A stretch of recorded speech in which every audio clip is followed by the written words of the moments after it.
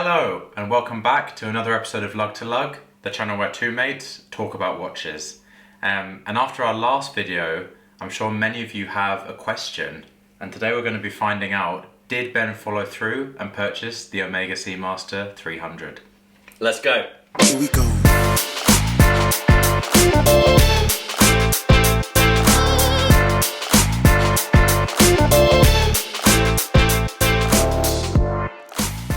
In our previous video, we discussed why I was potentially going to buy the Omega Seamaster, and it turns out that I did. Did you? Oh, Here she is. She's on the wrist. She's on the wrist. It's confirmed. He's a man of his word. So I've had it a week now. Shortly after the video, I went into Kingston upon Thames and sourced this watch in Ernest Jones. So now that you've had it for a week, is there anything on the watch that you'd like to call out that's kind of particularly stood out to you? Maybe something that previously you hadn't noticed?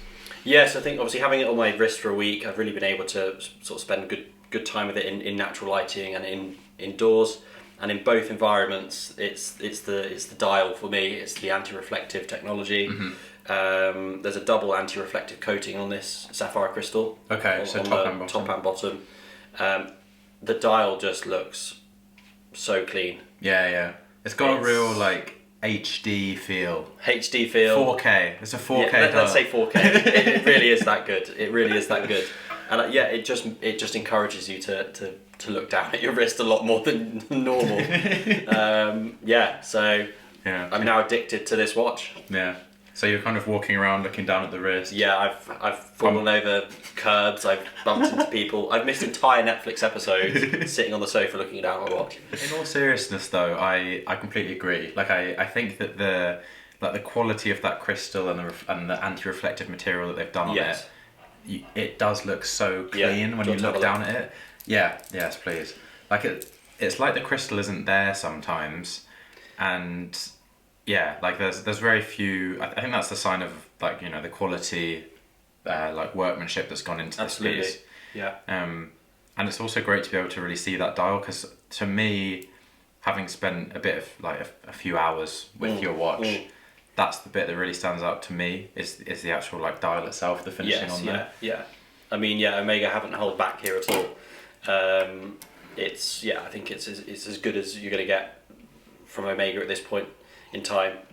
With the Seamaster, the previous iteration, it looked great, but I think this is just another step up, an improvement from Omega, certainly. Yeah.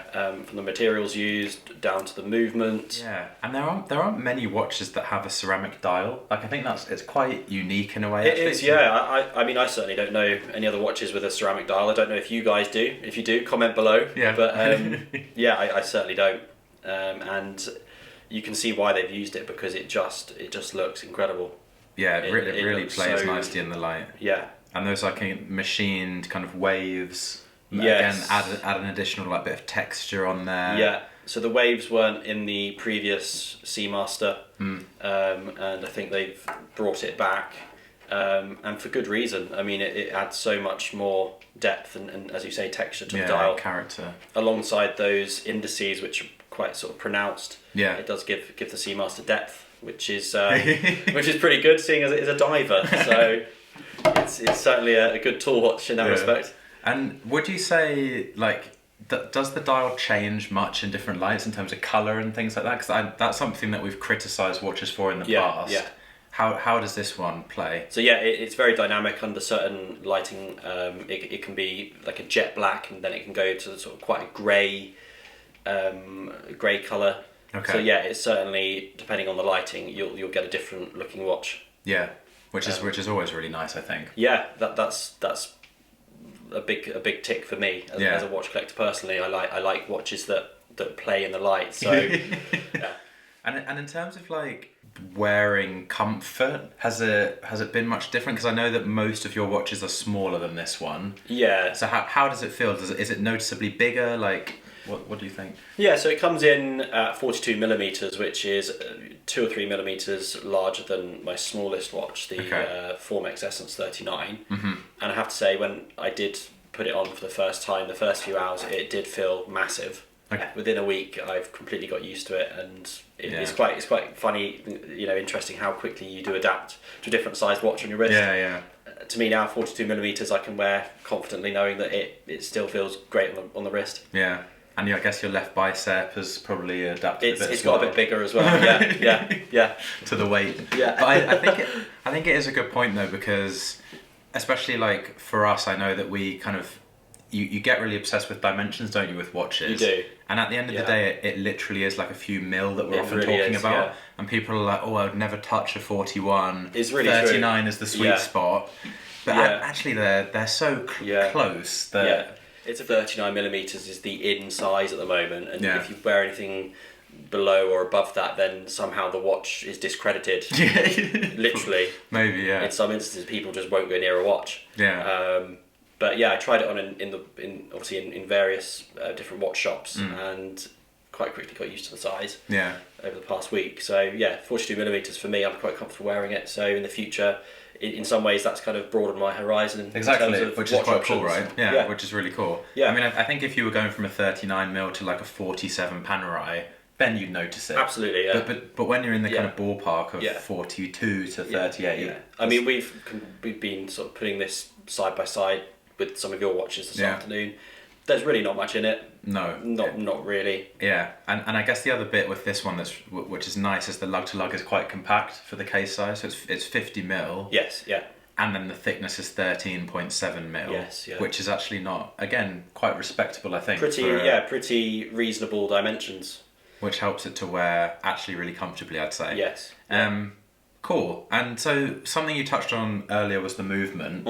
So we know that you're kind of staring at the dial, but do you find yourself turning it over and using that display case back or not? It's an interesting point, because I think we all know Omega, particularly with the Seamaster, they have put in a very nice movement, the coaxial 8800. It's good. It's got 55 hours power reserve, 35 joules. It's a very well finished movement. However, I was a little bit underwhelmed with the exhibition case back. I just think it looks a bit utilitarian. Looks quite plain. Yeah. I would say I know what you mean. I think that they've probably done like just enough to kind of justify putting this on display, because there is some quite cool kind of like radial brushing. You can see some of the jewels. I do agree with you. There's definitely a degree of like utilitarianism about the whole thing.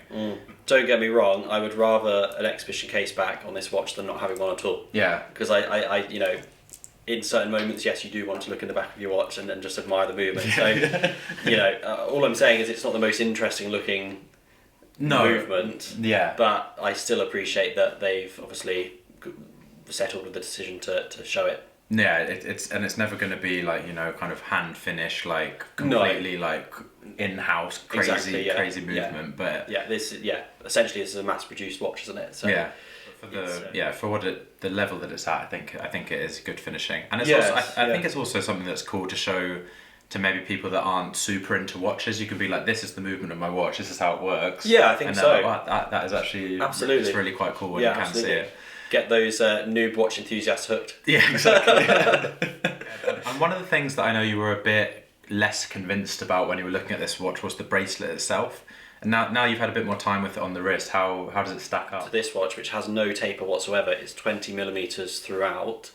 It was a little bit strange, but again, I'm used to it now.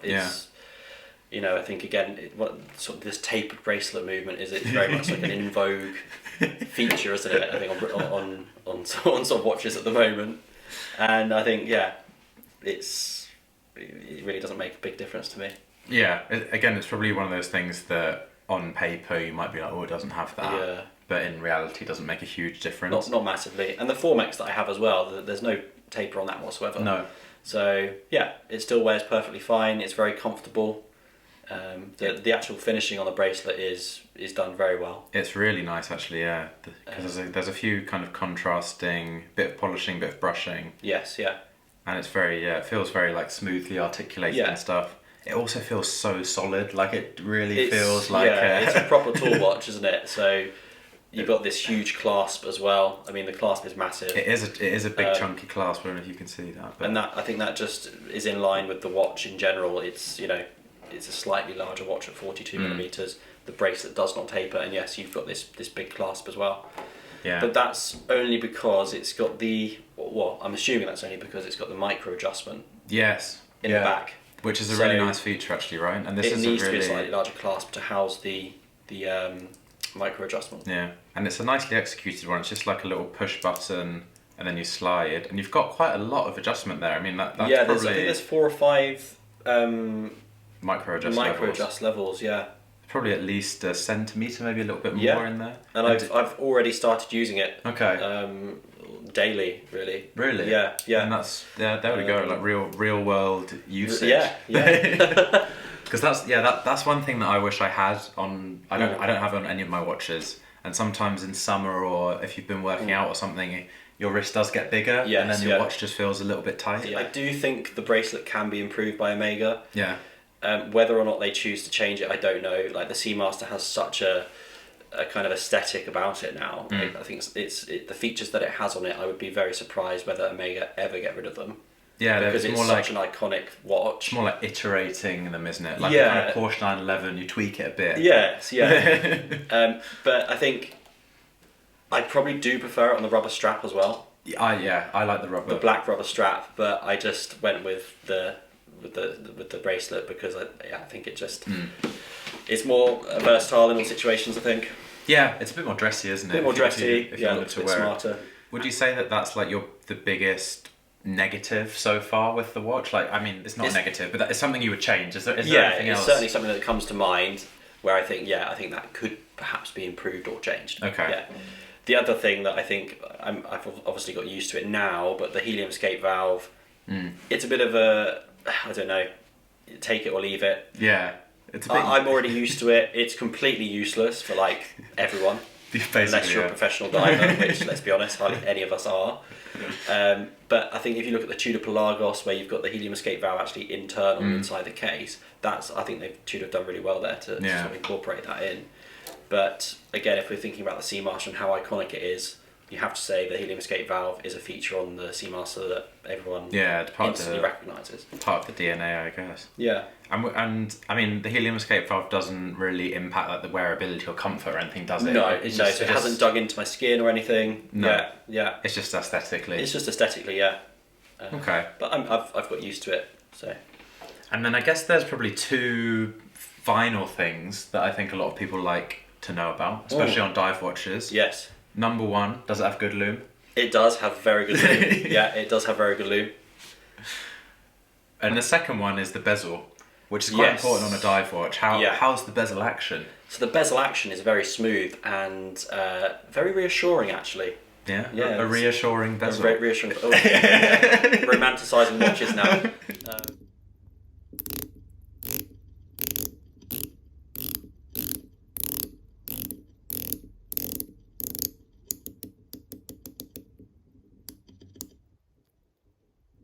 The only problem is it has scalloped edges. Okay. So if you have even the slightest bit of stress or anxiety in your life and your palms start to sweat and your fingers start to get moist, you will not be able to move this bezel.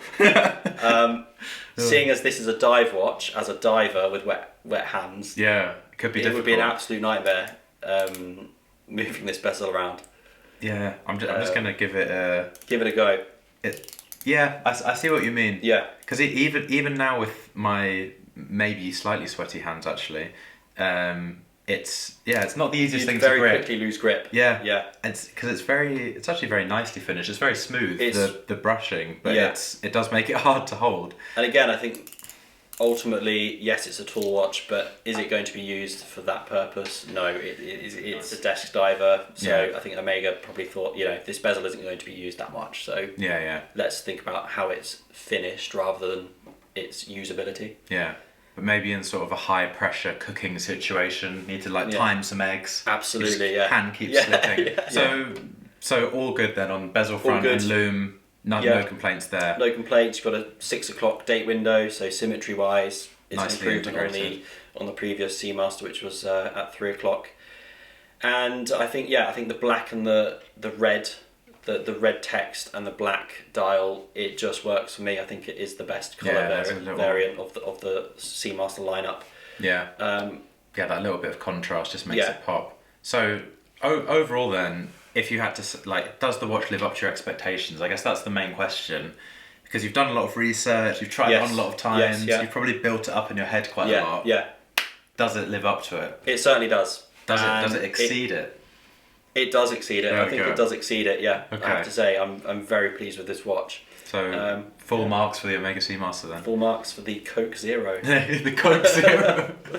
Oh, no one calls it the Coke Zero. This is not a thing. I know you're already thinking about your next watch. Oh yeah. Okay. Yeah. Good to know. Yeah. Thank you very much for watching.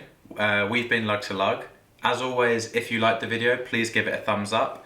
If you like the channel and you'd like to see more of this content, please do subscribe. It helps us a lot. And as always, if you do want to drop a comment, we'd be happy to reply. Absolutely. Thanks, guys. Bye bye.